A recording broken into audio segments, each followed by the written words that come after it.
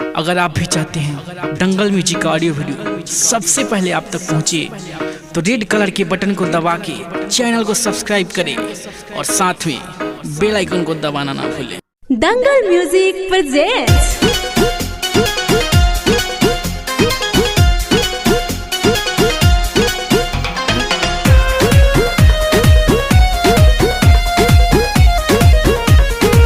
दंगल recording studio Nanaura.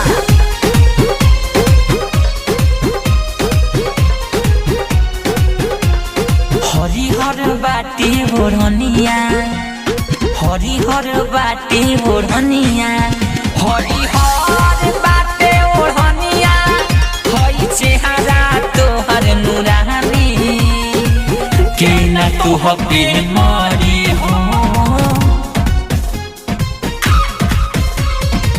के ना तू हपे मरी हो, सुनाई मोर रानी के ना तू हपे मरी हो, सुनाई मोर रानी। हरिहर बाटे ओढ़निया, हरिहर बाटे ओढ़निया।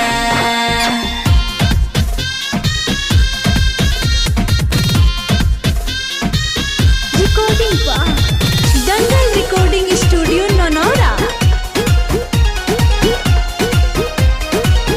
केसिया लागेला बदारा, हई अखिया तोहर सदाबी, हई गलिया के दूधिया गोराई, हई उठावा लागेला गुलाबी। केसिया लागेला बदारा, हई अखिया तोहर सदाबी, हई गलिया के दूधिया गोराई, हई उठावा लागेला गुलाबी। तोहरे नामे कइले बानी हम आपन सारी जिंदगानी के ना तोहपे मरी हो, के ना तोहपे मरी हो, सुनाई मोर रानी के ना तोहपे मरी हो, सुनाई मोर रानी।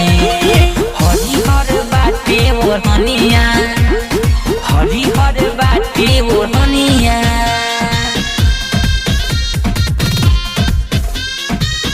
रिकॉर्डिंग दंगल रिकॉर्डिंग स्टूडियो ननौरा।